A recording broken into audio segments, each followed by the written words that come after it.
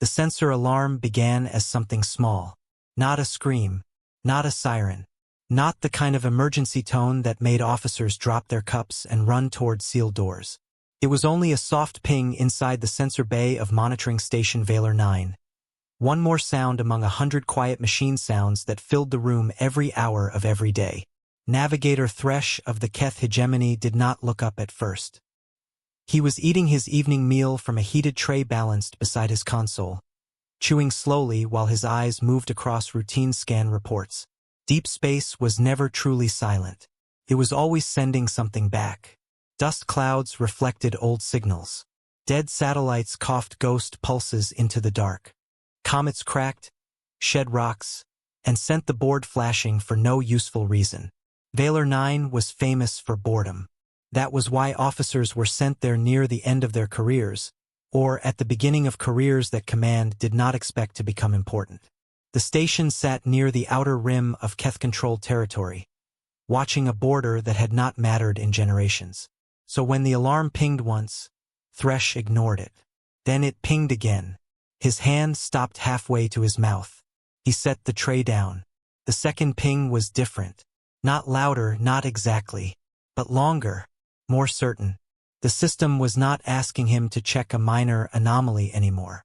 It was telling him that something had entered a monitored scan zone and had failed to match any harmless category. Thresh wiped his fingers on a cloth and pulled the readings onto his main screen. At first, he thought the sensor array had made a mistake.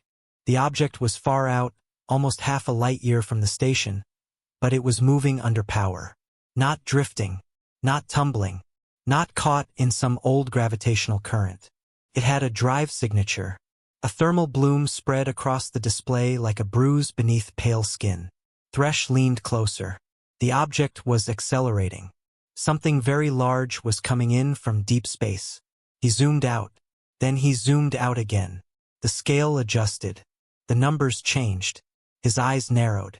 He zoomed out a third time and then stopped because the numbers no longer felt sensible.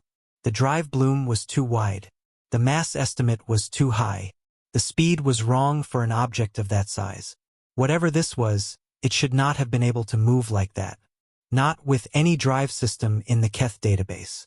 Not with any engine signature used by the Valari, the Dreth, the old Concord fleets, or any recognized independent species.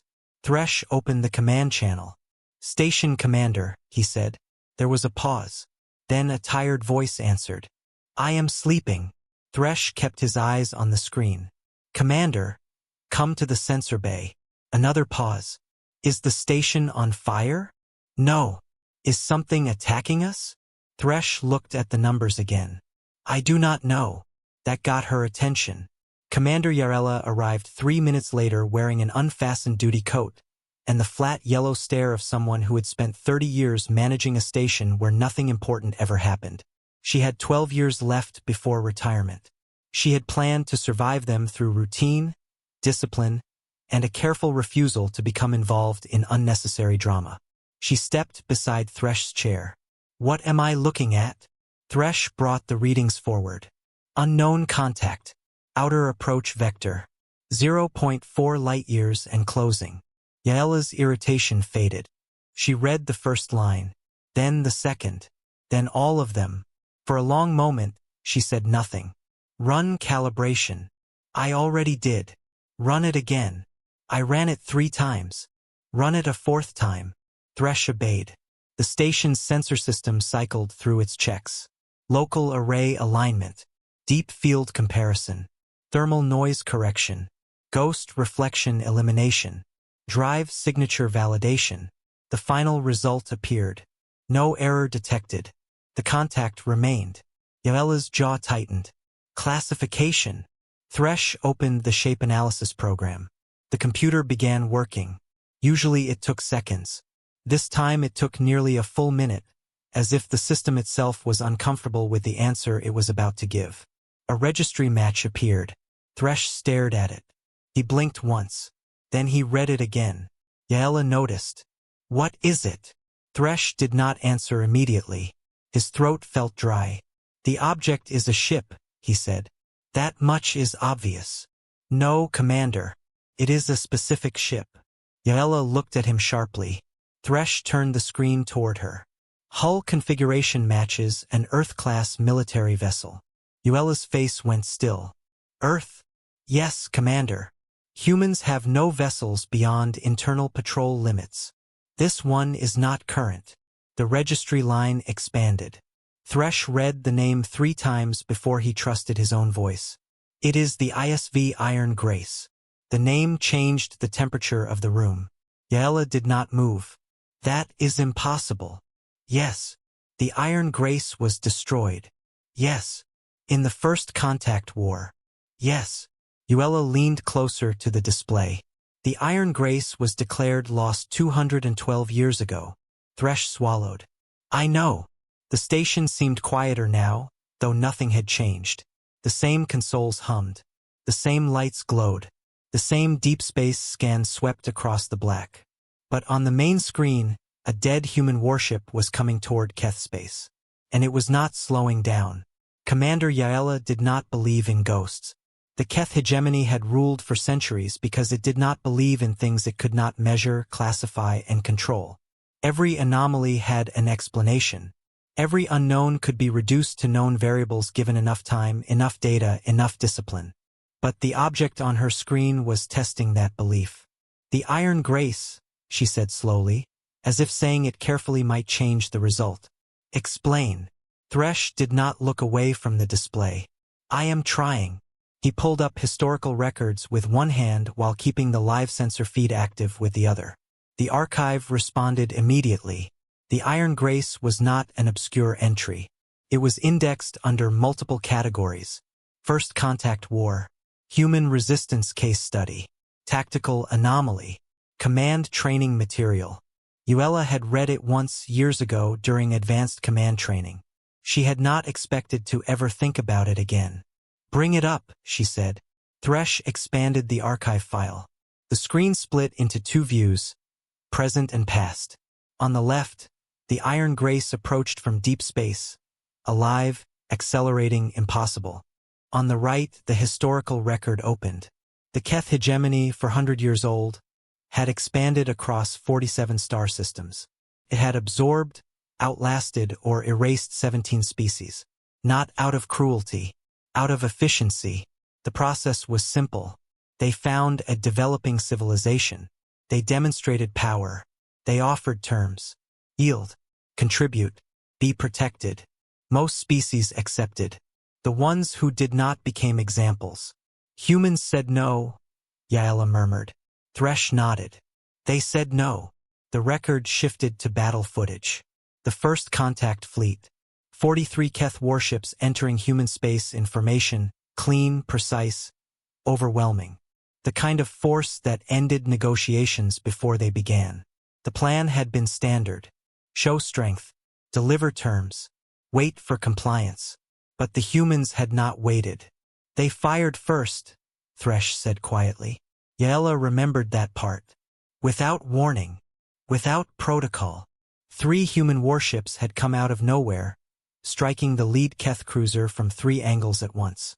No formation, no pattern, no predictable logic.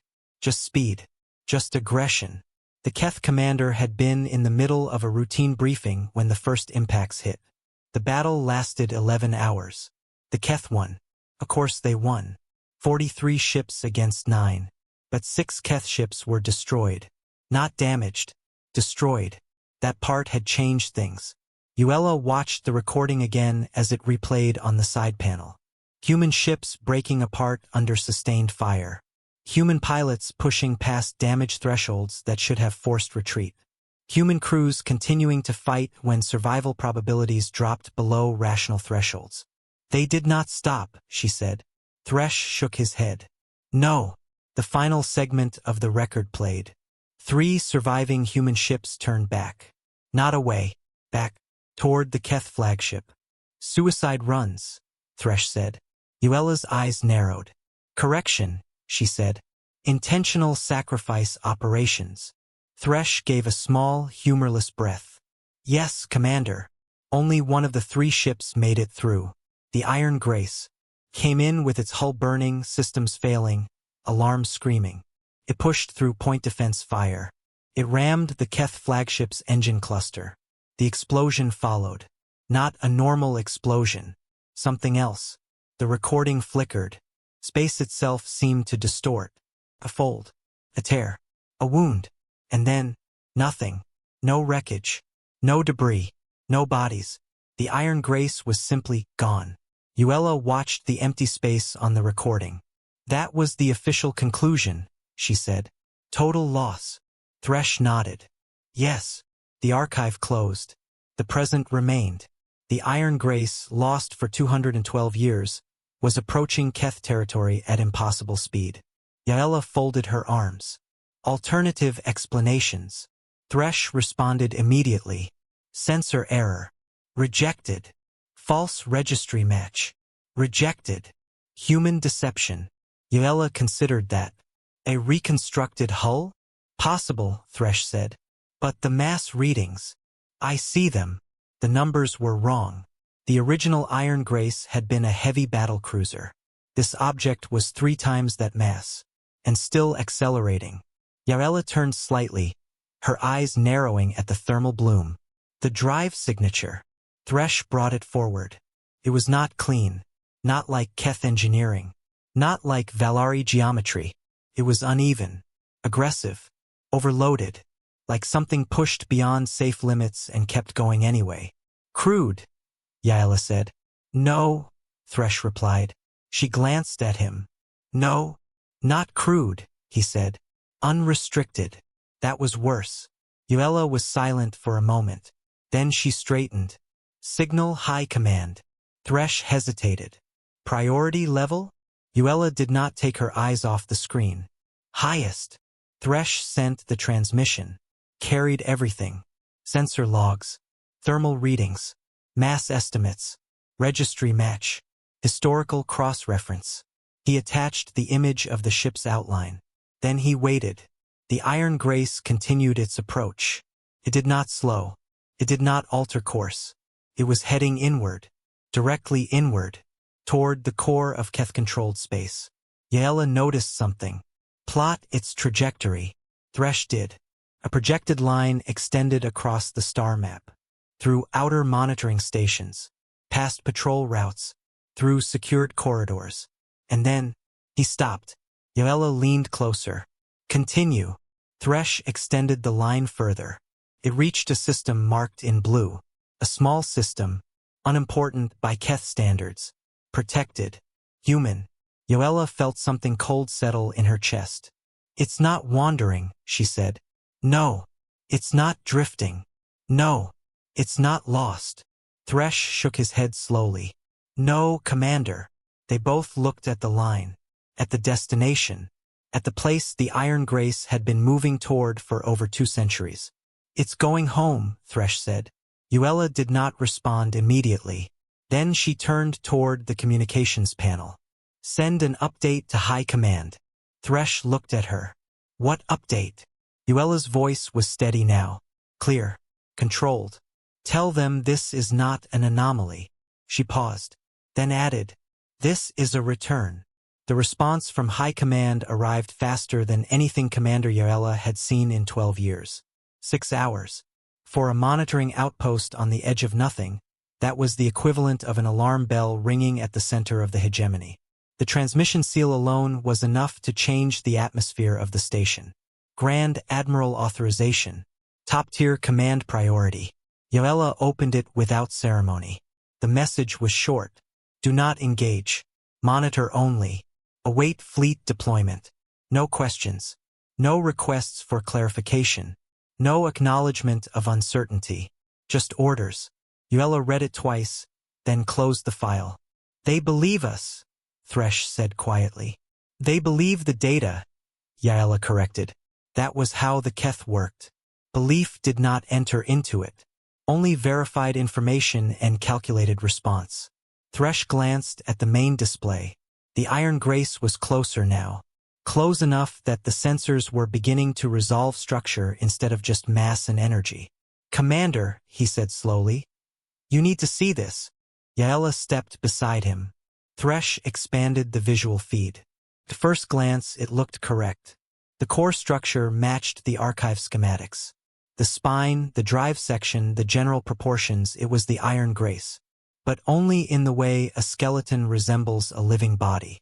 What is attached to it? Yaela asked. Thresh did not answer immediately. He zoomed in, and the truth became clearer. The original Iron Grace was still there, buried, encased, grown over. Something had been built around it.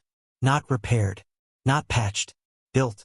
Massive structural additions layered over the original hull like a reef forming around a stone left too long in deep water. The scale was staggering. The original warship had been formidable for its time. This was something else. Mass estimate, Yaela said. Thresh checked again, even though he already knew the answer. 3 times original displacement.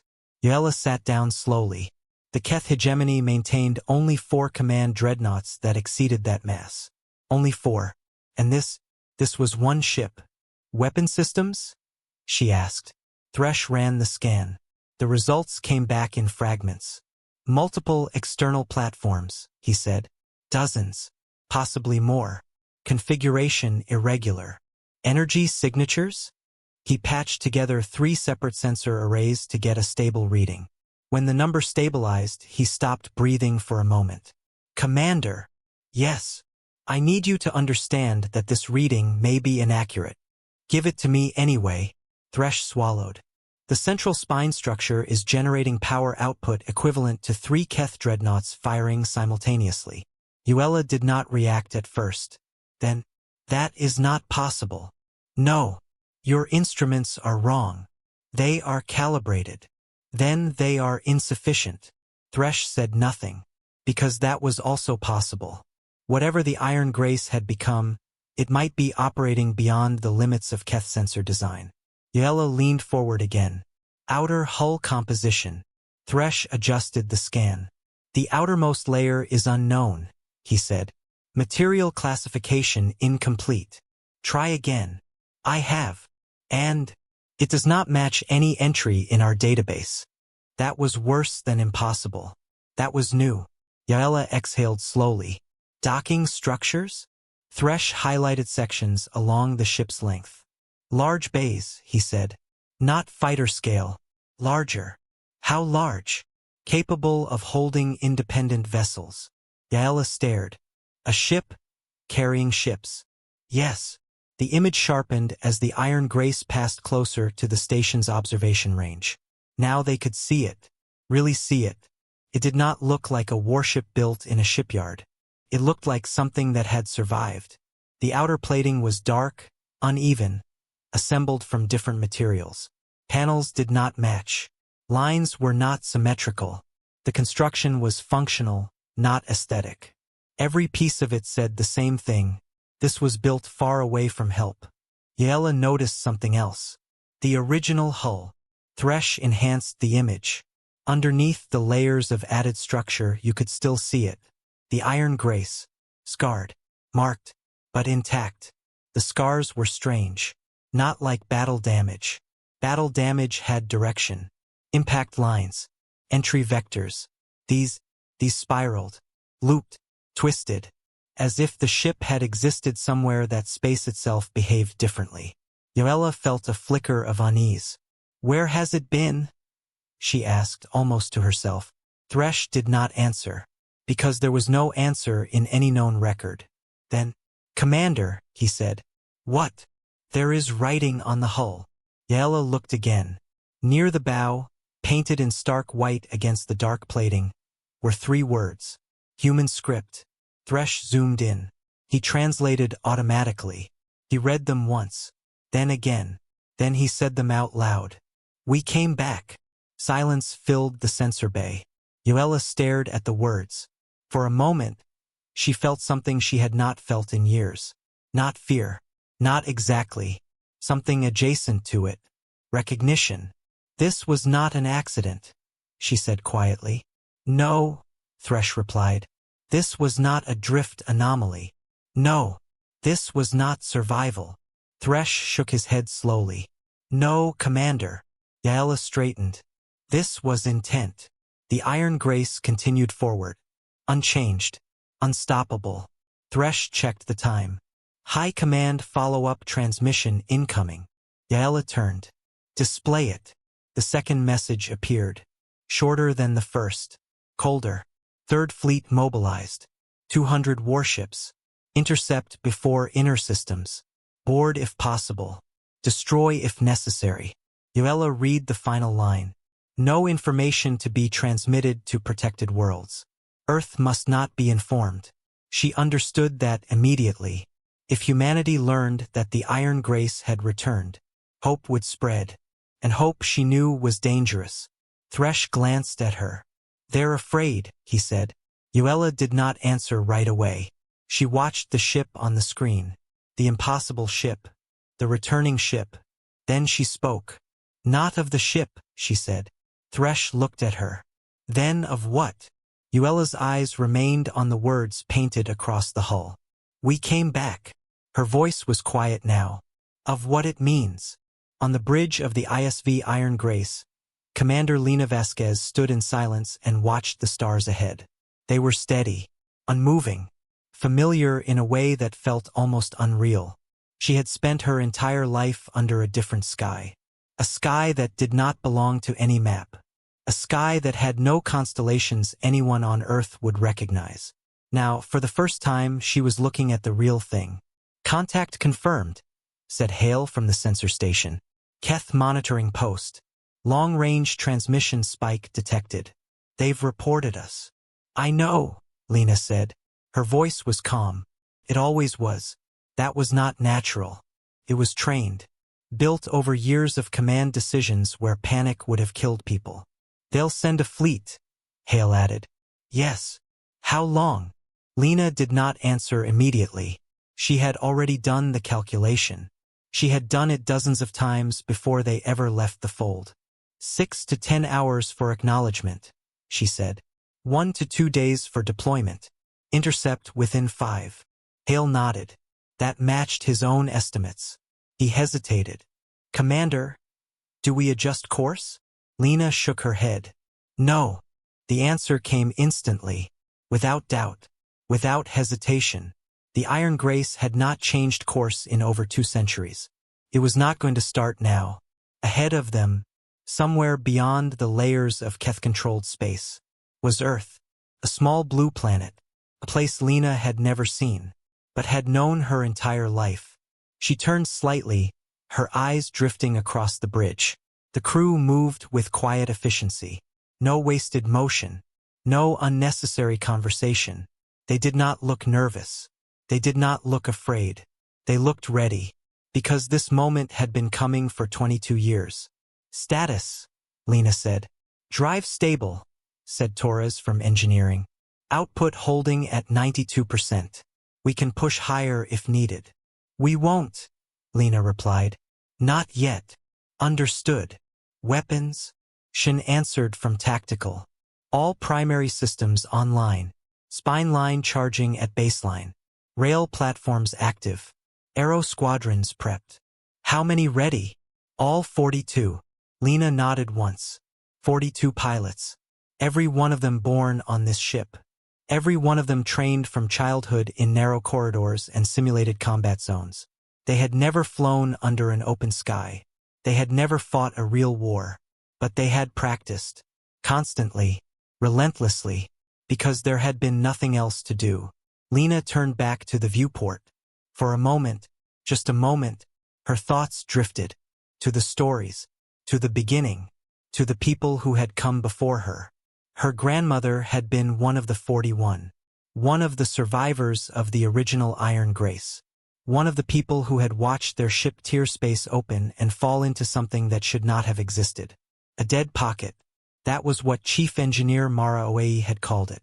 Not dead in the sense of empty. Dead in the sense of abandoned. Left behind by whatever had once lived there. Time moved differently inside it. That had been the first thing they noticed. Clocks drifted. Measurements didn't match. Signals behaved strangely. Took months to understand. 1 year inside the fold passed as nearly 9 outside. When they realized that, changed everything. They were not just lost. They were displaced. And they were not alone. The pocket was full. Wreckage. Ships. Fragments. Structures that no one could identify. Technology that did not belong to any species in known space. A graveyard. Ancient. Silent. Endless. At first, survival had been the only priority. Keep the air clean. Keep the water cycling. Keep the ship intact. People died. Slowly. Not in battle. In accidents. In illness. In quiet moments no one talked about later. The population dropped before it stabilized. Then, it began to grow again. Children were born. The first generation of shipborne humans. They had never seen Earth. Never felt gravity that wasn't artificial. Never stood under a real sky. They did not miss what they had never known. The iron grace was their world. And they adapted to it faster than anyone had expected. They learned the ship like it was part of them. Every corridor. Every system. Every vibration in the hull. They understood it instinctively. And they were curious. Endlessly curious. About the graveyard around them. That was when everything changed. The second generation cracked the materials, Lena said quietly. Hale glanced at her. Commander. She didn't realize she had spoken out loud. Nothing, she said. But she was remembering. The first time they brought something back from the debris field that mattered. A metal that wasn't metal. Dense without weight. Hard without brittleness. Resistant to heat in ways that broke every known rule. They called it null iron. The name was wrong. But it stuck. And there was a lot of it. Whatever had died in that pocket had used it for everything. So the Iron Grace crew used it too. They built with it. Slowly. Carefully. They expanded the ship. Layer by layer. System by system. Not because they wanted to. Because they had to. The original Iron Grace had not been built to last centuries. So they made it something that could. Weapons came next. Not out of aggression. Out of memory. The original crew had rammed a Keth dreadnought to survive. They understood something fundamental. The galaxy does not reward being unarmed. So they built weapons. Better ones. Rail systems that fired faster. Rounds that hit harder. Energy weapons they barely understood, but learned to control anyway. Shielding that absorbed impact and spread it across the hull instead of letting it penetrate. They tested everything. On debris. On themselves. On the ship. Because failure inside the fold meant death. There was no rescue. No backup. No second chance. Then, they built the arrows. Small craft. Fast. Aggressive. Not fighters in the traditional sense. More like weapons with pilots. 42 of them. Each one flown by someone who had grown up preparing for a war they had never seen. Commander, Hale said. Lena focused again. Yes. Trajectory remains unchanged. Estimated time to Earth. 17 days. 17 days. She had waited her entire life. 17 days was nothing. They're watching us, Hale added. I know. They haven't tried to contact yet. They will. Lena turned slightly. Open ship-wide channel. A soft tone echoed through the Iron Grace. Every corridor. Every compartment. Every deck. All stations, Lena said. Her voice carried evenly. Controlled. Certain. We are now inside Keth-monitored space. A pause. They know we're here. Another pause. They are going to try to stop us. Silence followed. Not fearful silence. Focused silence. Then Lena spoke again. They will not succeed. The words settled across the ship. Not as hope. As fact. Estimated transit time to Earth is 17 days, she continued. Use the time. Rest where you can. Speak to your families. Prepare. She hesitated. Just slightly. Then added. We are going home. She closed the channel. No cheers followed. No celebrations. Just quiet movement. Purpose. Because every person on that ship understood what came next. War. Lena returned her gaze to the stars. 17 days. Between her and a world she had never touched. Between her and a system that had controlled humanity for 200 years. Between her and the moment everything changed. Behind her, the Iron Grace moved forward. It did not slow. It did not turn. It had not changed course in 2 centuries. It was not going to start now. On its hull, painted in white, 3 simple words drifted through the dark. We came back. They detected the signal on the 3rd day. It was faint. So faint that the Iron Grace's standard communication filters almost discarded it as background noise. Hold, Hale said suddenly, leaning forward. Repeat that pass. The sensor array cycled again. There it was. A narrowband transmission buried inside a non-standard frequency range, compressed, distorted, deliberately hidden. Lena turned. What is it? Hale frowned. Not standard comms. It's older. How old? He adjusted the filters. Earth Navy survival code, he said. Pre-protection era. That got everyone's attention. Lena stepped closer. Decode. It's heavily compressed, Hale said. Give me a minute. You have 4. He worked fast. The system broke the signal into fragments, reconstructed the compression pattern, and mapped it against archived code structures. Words began to form on the screen. Short, abrupt, functional. The kind of language used when there was no time for anything unnecessary. Hale read it out loud. Raid, Keth enforcement, labor seizure, 47 taken. Requesting assistance. He paused, then added quietly, God please someone. The bridge went silent. Lena stared at the text. She had read about it. Of course she had. The protection agreements. The clauses. The permissions. Labor requisition. Clean phrase. Controlled phrase. A lie. It meant people taken from their homes. Given no choice. Sent to work in places they would never choose. Sometimes for months, sometimes for years, sometimes longer. Source? Lena asked. Hera Point Station, Hale said. Edge of Keth-controlled transit corridor. Human-built. How old is the signal? 7 hours. Lena did the calculation instantly. They're still there. Hale hesitated.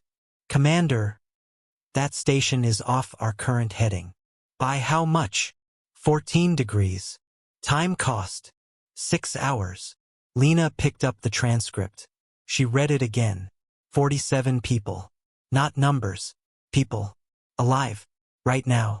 She set the datapad down. Adjust course, she said. Hale looked at her. Commander. 14 degrees. The fleet will still be where it will be, Lena said calmly. 6 hours does not change that. There was a pause. Then Hale nodded. Yes, Commander. The Iron Grace began to turn. Slowly, deliberately. A ship that size did not move quickly. But when it moved, committed. Hera Point Station came into view 6 hours and 20 minutes later. A small structure. A ring and spoke design.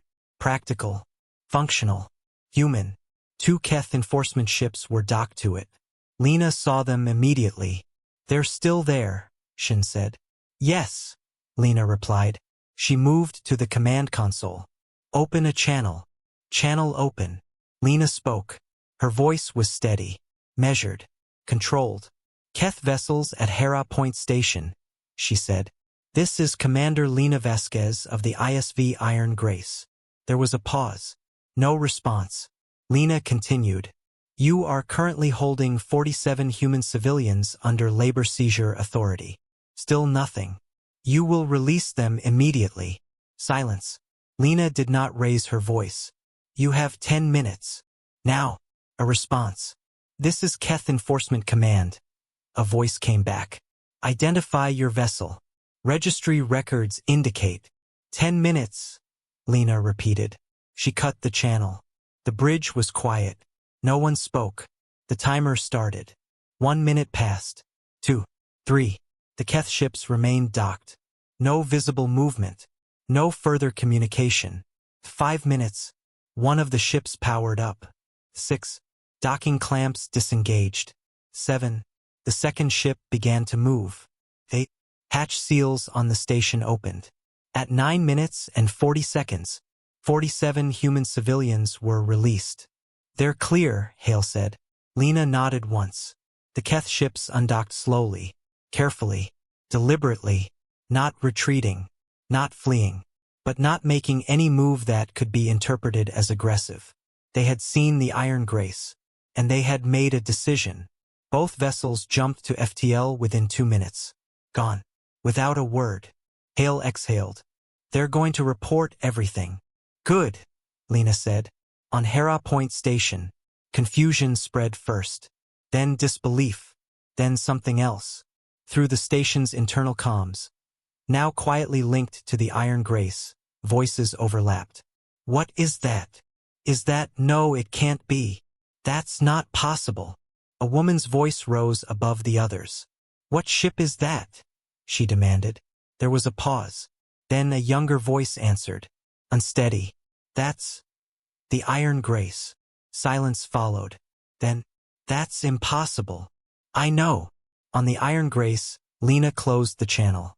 She stood at the viewport. For a moment, just one, she allowed herself to feel something. Not pride. Not relief. Something heavier. Something older.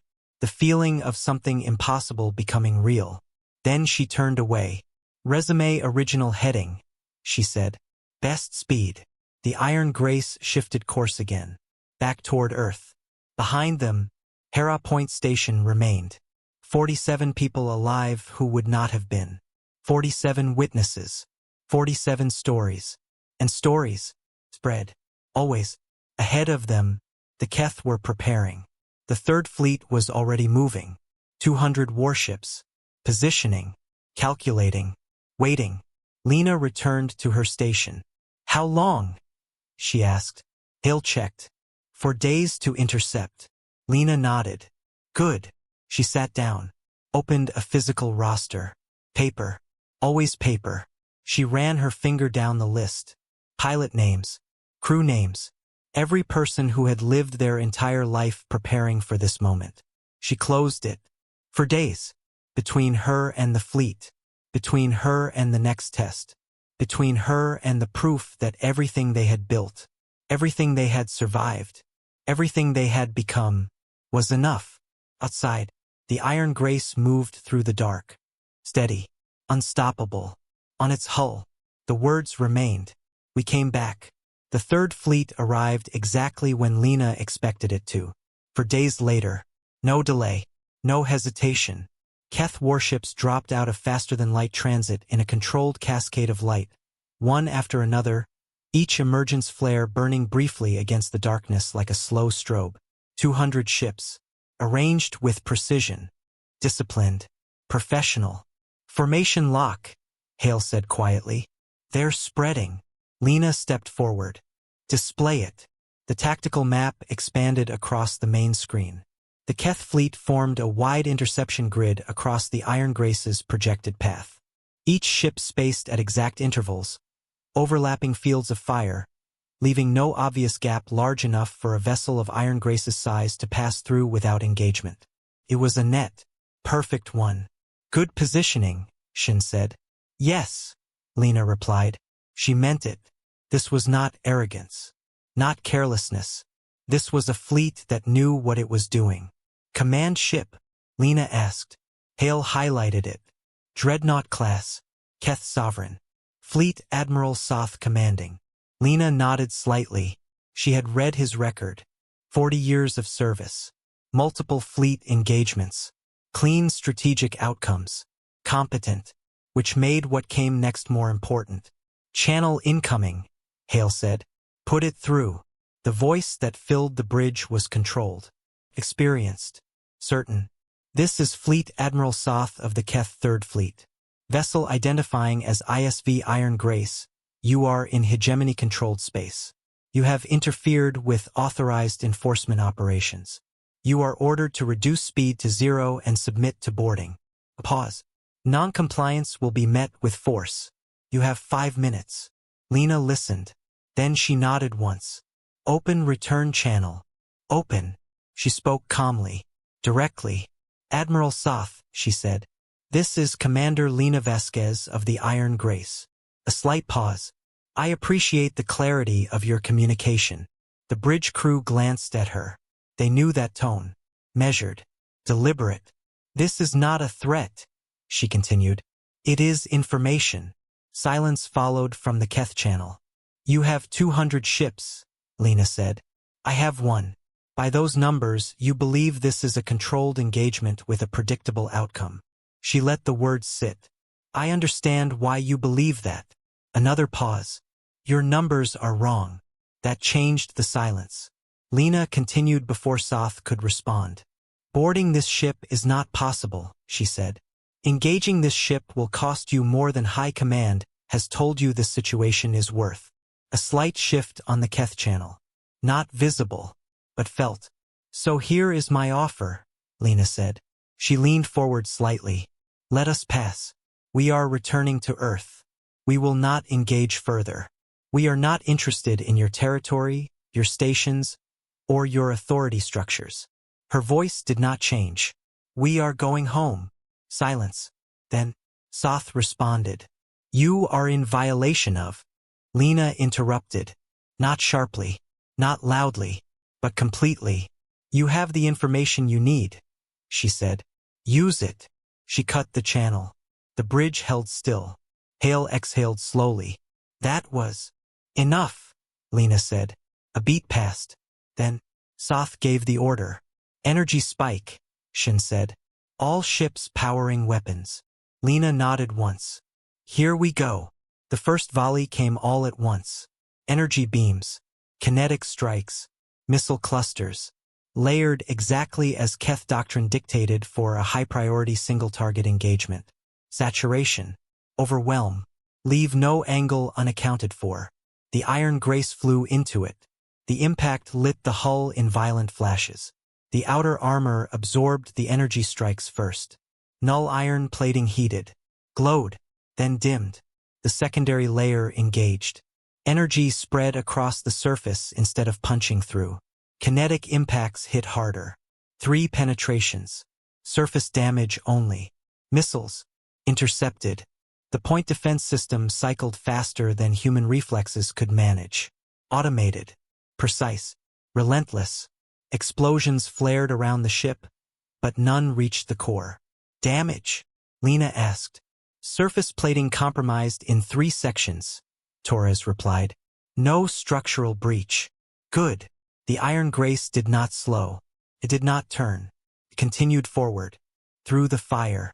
Second volley incoming, Shin said. Hold course, Lena replied. But this time, the Iron Grace fired first. Spine line ready, Shin said. Lena did not look away from the screen. Fire. The weapon activated. No dramatic charge. No visible buildup.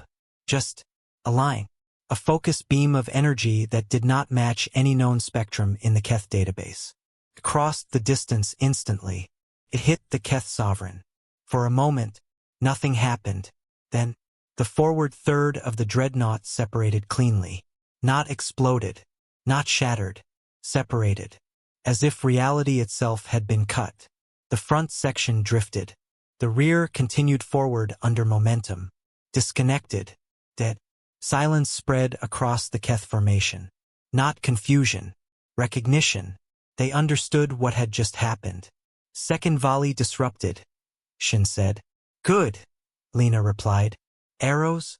Hale asked. Deploy. 42 small craft launched from the Iron Grace's flanks. Fast. Unpredictable. They did not move in formation. They moved like individuals. Instinctive. Fluid. They cut through gaps in the Keth grid, never holding position long enough to be targeted cleanly. Targets? Shin asked. Engines, Lena said. Disable. Not destroy. The arrows followed the command perfectly. Rail cannons fired. Null iron rounds impacted drive systems. One ship lost thrust. Then another. Then another. The Keth formation began to shift. Not retreat. Break. Ships moved out of position. Command structure strained. The perfect grid dissolved. Third spine shot ready, Shin said. Fire. Another ship lost function. Then another. Then another. The Keth fleet was no longer a formation. It was a crowd. And a crowd could not fight effectively. 40 minutes, Hale said quietly. Lena watched. The Iron Grace pushed forward. Steady. Unstoppable. The gap widened. Signal from Keth Command, Hale said. Play it. A single word came through. Disengage. The Keth ships pulled back. Not routed. Not destroyed. But broken. Behind them, 3 ships lost. 14 disabled. Dozens damaged. Against 1. The Iron Grace slowed slightly. Not to stop. To stabilize. Damage report, Lena said. Minor, Torres replied. Repairs underway. Arrow status? 11 damaged, Shin said. None lost. Lena nodded. Then, Hale, she said. Yes. Is anyone still watching? He checked. 1 vessel, he said. Observation cruiser. Holding position. Lena considered. Then, open a channel. The connection established. Lena spoke. Keth observation vessel, she said. I see you. A pause. No response. I am not going to fire on you, she continued. I want you to watch. Now, a reply. Young voice. Unsteady. We are observing. Good, Lena said. She leaned forward slightly. I want you to transmit everything you've seen. Silence. Then, yes. Lena nodded. Thank you. She closed the channel. The bridge was quiet again. Different this time. Not tension. Not fear. Understanding. They had just changed something. Lena sat down. Opened her roster. Checked names. All present. She closed it. 13 days, she said softly. 13 days to Earth. Behind them, the Keth fleet withdrew. Ahead, the real test was still coming. The news moved faster than the Iron Grace. The Keth tried to stop it. They shut down relay stations along the route the ship had passed. They flagged Hera Point as a classified enforcement incident. They ordered every monitoring post and transit hub to hold outgoing communication for review. They were efficient. They had done this before. Information control was as much a part of the hegemony as fleets and warships.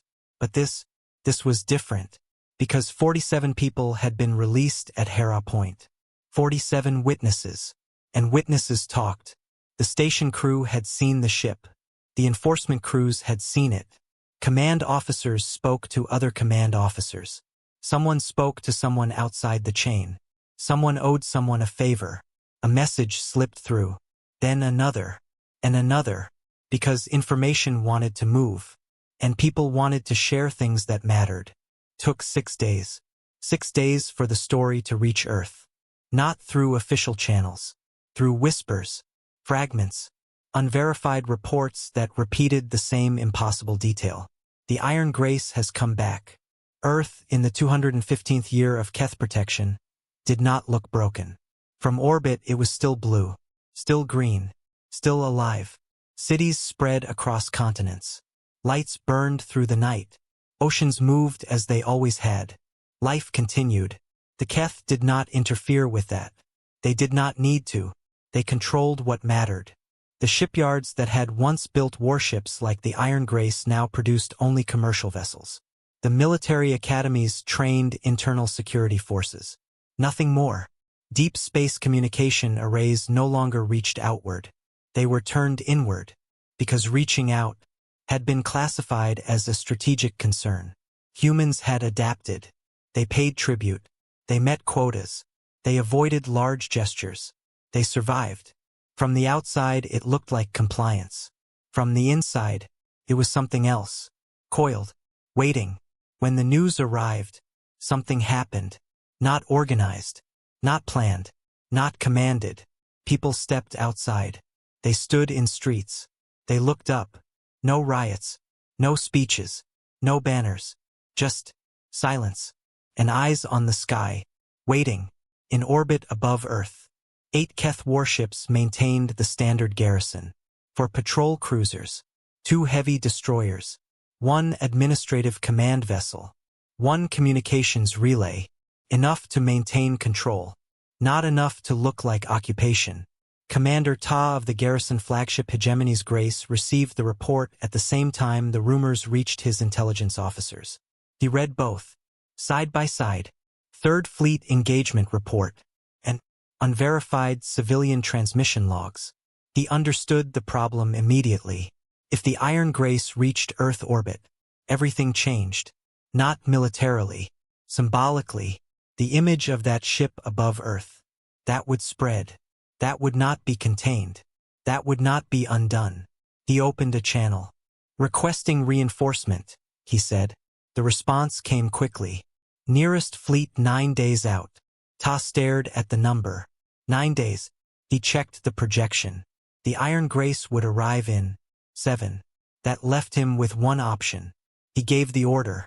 All ships intercept. On the Iron Grace. Hale was the first to detect them. Contact, he said. Multiple signatures. Lena turned. Display. The tactical screen filled with 8 Keth ships forming a layered defense line across the approach vector. Carefully spaced. Overlapping coverage. Good positioning. They're trying to force engagement before we reach orbit, Shin said. Yes, Lena replied. If we go around, we lose time, Hale added. If we engage, they slow us down, Torres said. Lena studied the formation. Then, we go straight through. Shin glanced at her. No evasion? No. Full engagement? Lena shook her head. Not immediately. She turned slightly. Open all Earth frequencies. Hale blinked. All of them. All of them. Audio? Video? Text? Yes. A pause. Then, channel open. Lena stepped forward. She could have made a speech. She had written one. 3 versions. Carefully structured. Controlled. Perfect. She had deleted them all. Because Earth did not need perfect. Earth needed real. She sat in front of the camera. And she spoke. My name is Lena Vasquez, she said. Her voice was steady. I am the commander of the ISV Iron Grace. Cross Earth. Screens flickered. In homes. In markets. In quiet places where people had gathered without knowing why. We were lost 212 years ago, she continued. We did not die. She told them everything. The fold. The dead pocket. The survivors. The years inside. The time difference. The things they found. The things they built. She did not exaggerate. She did not dramatize.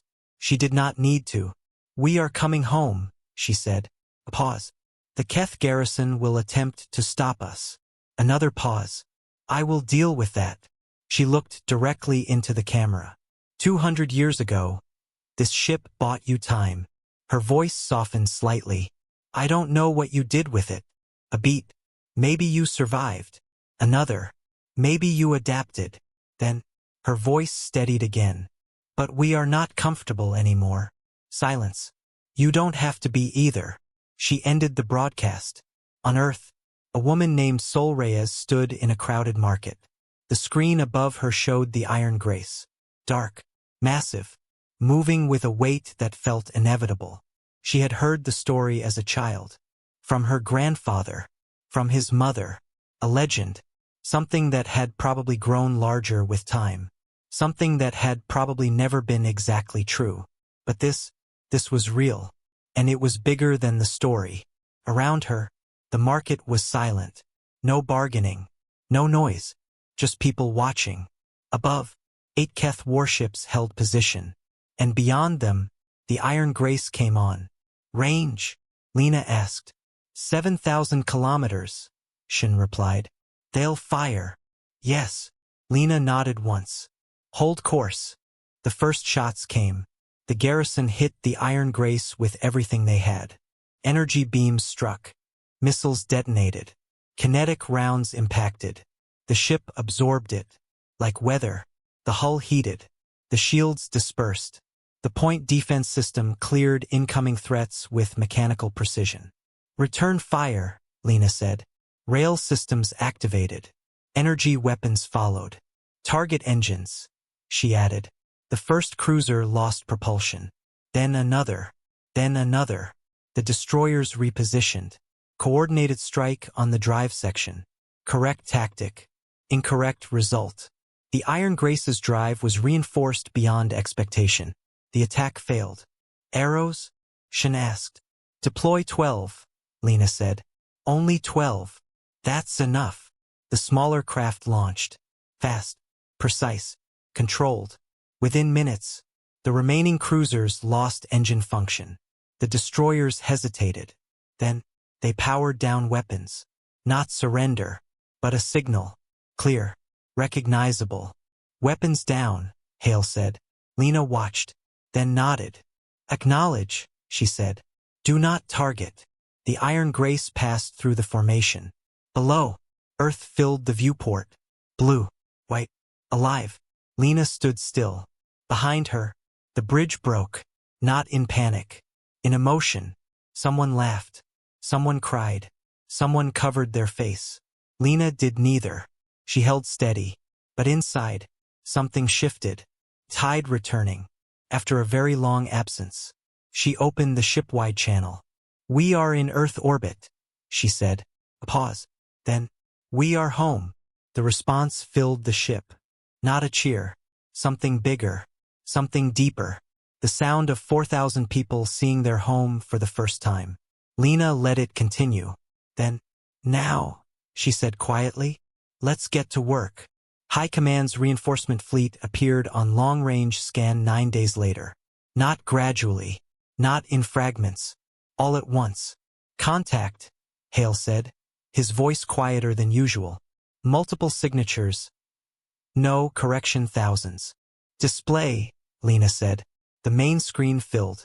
Drive flares ignited across the edge of the system like a field of stars being born all at once.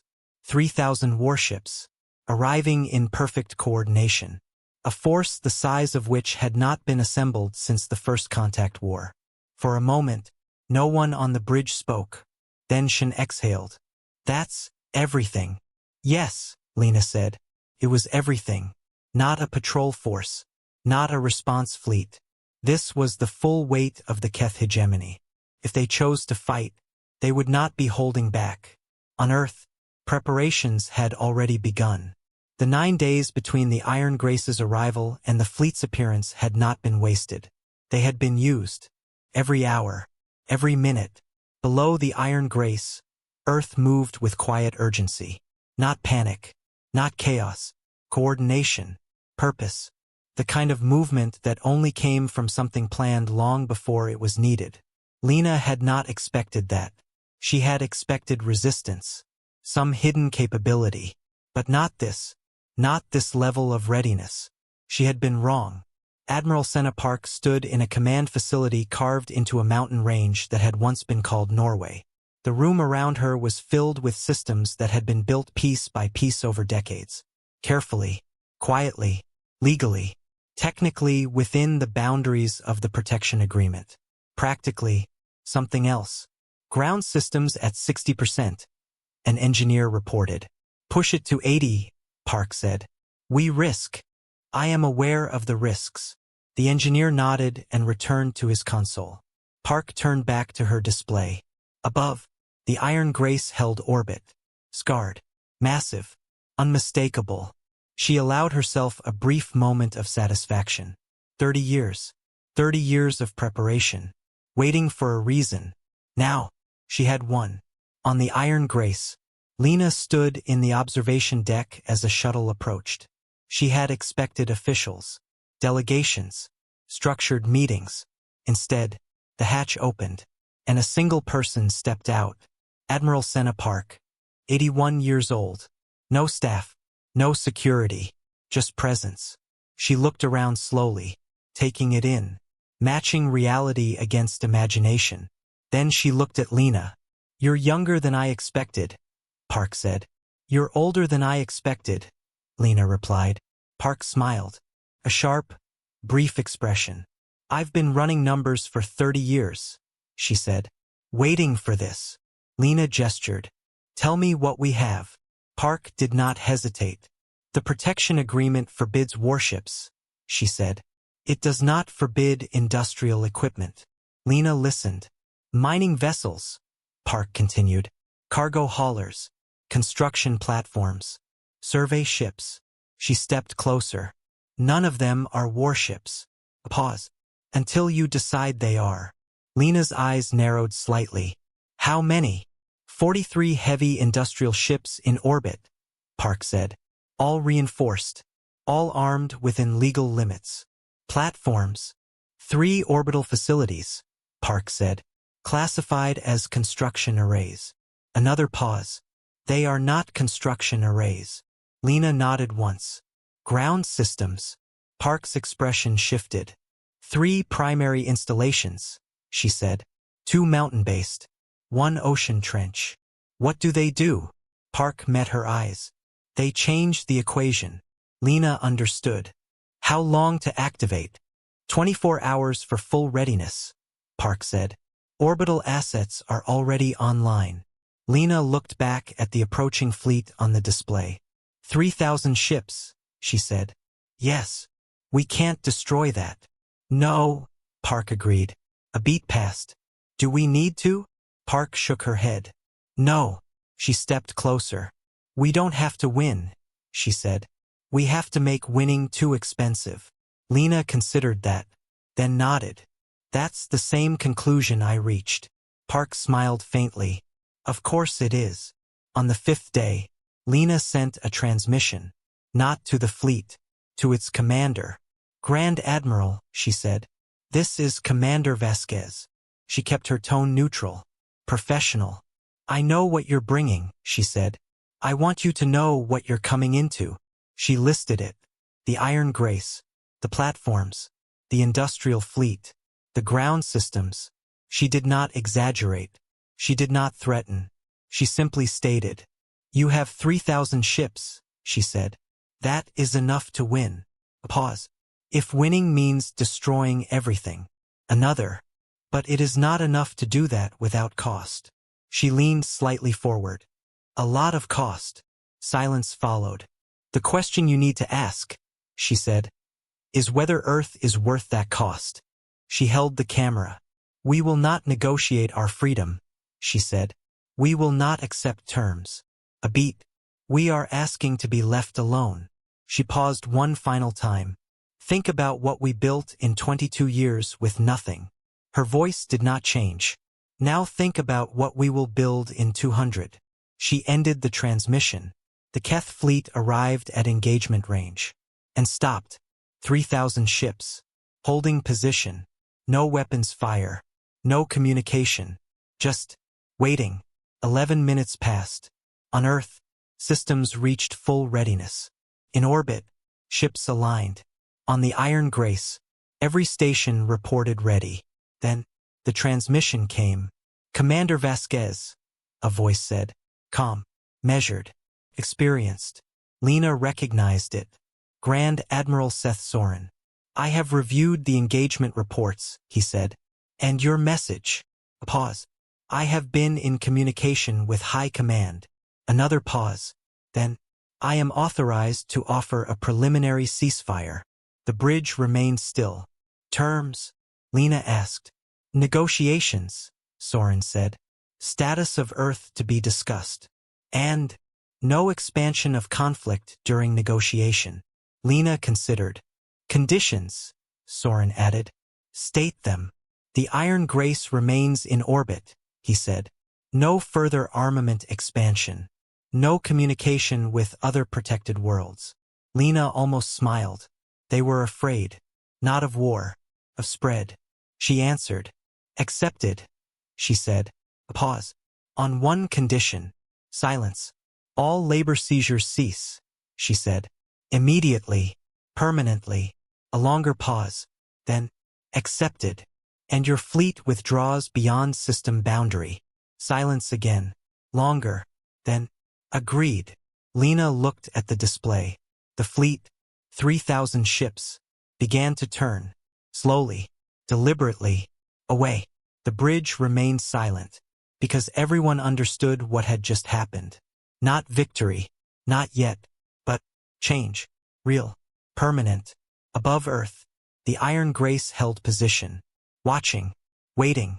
Because this was only the beginning. The fleet did not vanish all at once. It withdrew. Slowly. Deliberately. 3,000 Keth warships turning in coordinated motion. Their drive signatures dimming as they moved beyond the outer boundary of the solar system.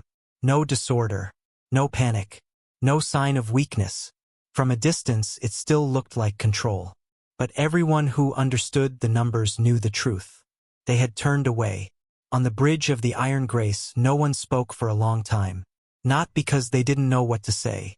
Because they did. And it was too large to say out loud. Hale finally broke the silence. Is it over? He didn't mean the battle. He meant everything. Lena stood at the viewport, watching the last of the fleet's drive flares fade into the dark. No, she said quietly. A pause. This is what it looks like when it starts. Below, Earth changed. Not dramatically. Not in ways visible from orbit. The cities did not erupt. The governments did not fall. The structures remained. But something shifted. Something internal. Something that had been held tight for 200 years loosened. Not released. Not yet. But no longer silent. Within 2 hours of the fleet's withdrawal, the first shuttle launched from Earth. Not official. Not ceremonial. Practical. It docked with the Iron Grace without delay. Lena was waiting when the hatch opened. This time, there were more people. Engineers. Strategists. Analysts. Young. Focused. Prepared. People who had grown up under the protection agreement and had spent their entire lives quietly preparing for the moment it might end. They stepped onto the Iron Grace like they were stepping into something sacred. Or inevitable. Hale guided them through the ship. He watched their expressions. They look like children, he said later. Children seeing something they've only read about. Lena nodded. They are. Admiral Park returned with them. She moved directly to the command room. No wasted time, she said. We have work. Lena agreed. The next phase had already begun. Status of other protected worlds? Lena asked. Park activated a display. Unknown, she said. Official channels are still restricted. Unofficial. Park's expression shifted slightly. Changing. She brought up intercepted signals. Fragments. Reports. Rumors. The news is spreading, she said. Despite Keth restrictions. How fast? Faster than they can contain it. Lena studied the data. Different systems. Different species. Same pattern. Questions. Hope. Uncertainty. They're watching, Lena said. Yes. They're waiting. Yes. Park looked at her. And what we do next will determine what happens everywhere else. Negotiations began within 12 hours. Not in person. Not yet. Secure channels.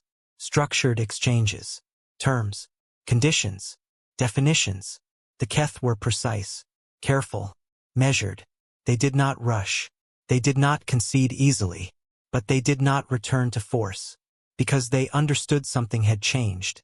Primary Keth position, Park said during one briefing. They will attempt to retain influence. Of course they will, Lena replied. They will offer partial autonomy, Park continued. Economic integration. Strategic partnership language. Control under a different name. Yes, Lena considered. What do they consider non-negotiable? Park brought up another set of data. System access, she said. Trade routes. Resource flow. And what do they consider negotiable? Park paused. Then, everything else. Lena nodded slowly. There, she said. That's where we push.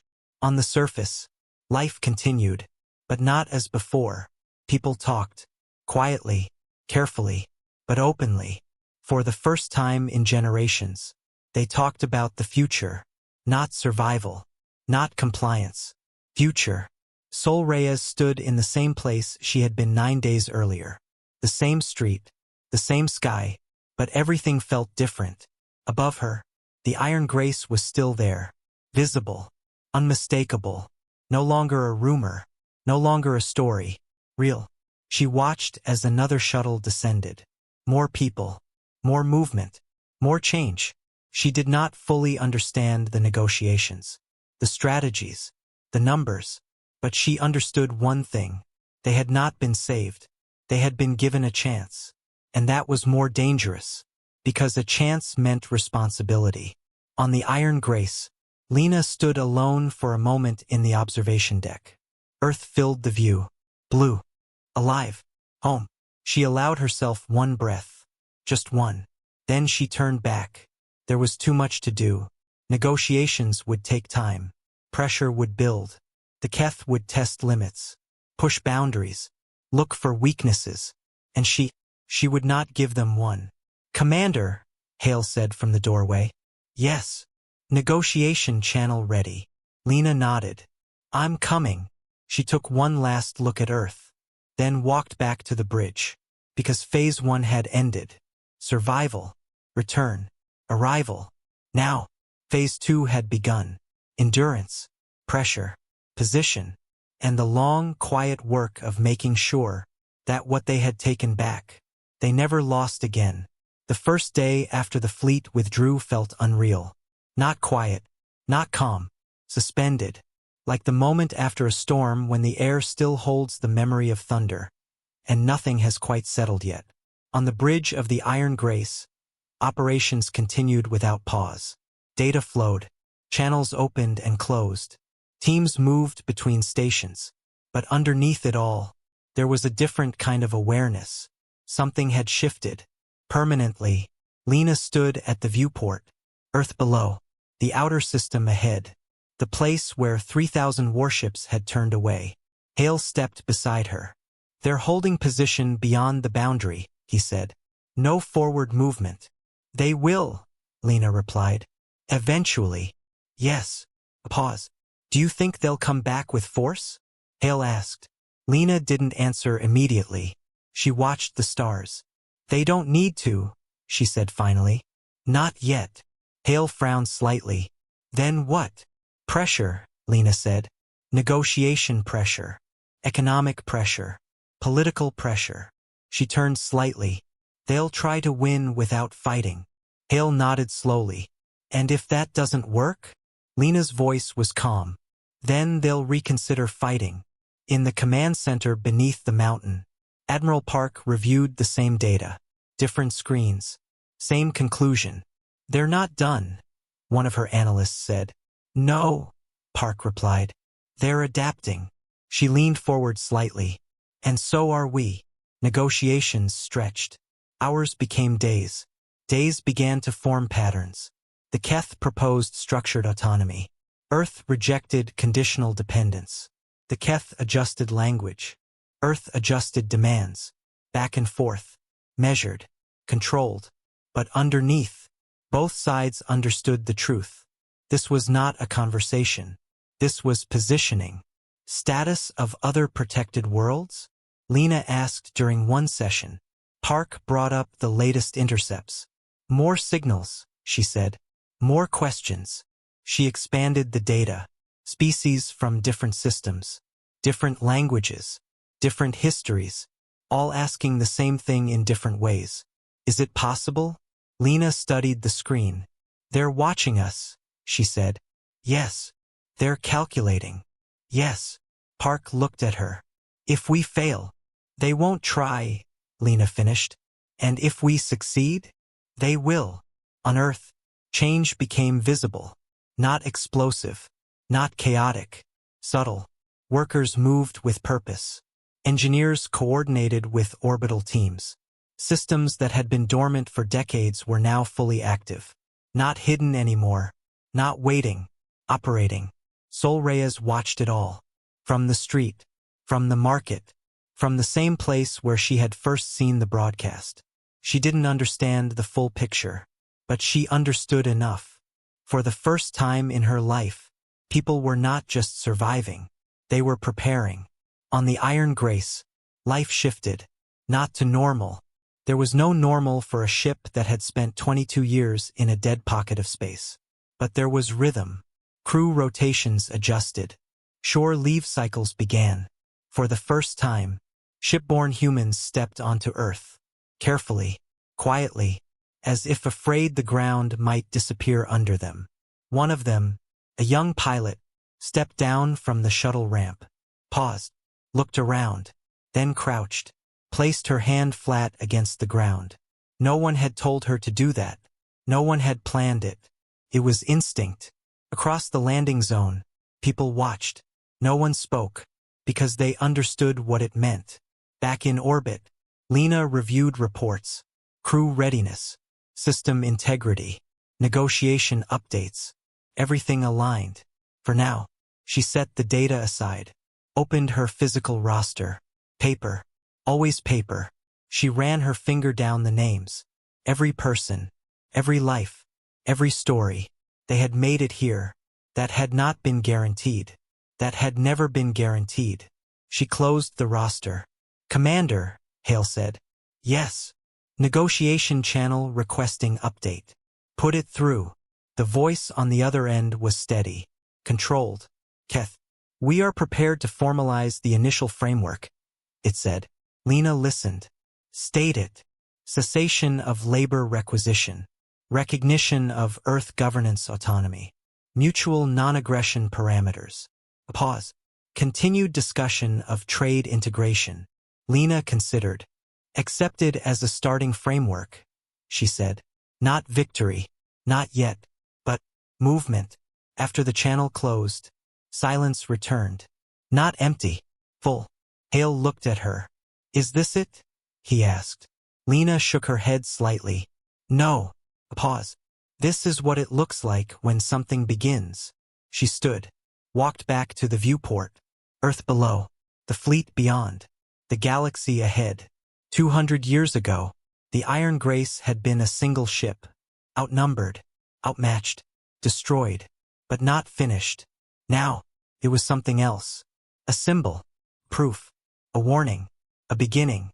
Lena spoke quietly. Not to the bridge. Not to the crew. To herself. They thought we were done. A pause. They thought we had adjusted. Another. They thought we had accepted. She looked at Earth. At the ships. At everything that had been built in silence. Then, they were wrong. On the hull of the Iron Grace, the words remained. White against dark metal. Simple. Unmistakable. We came back.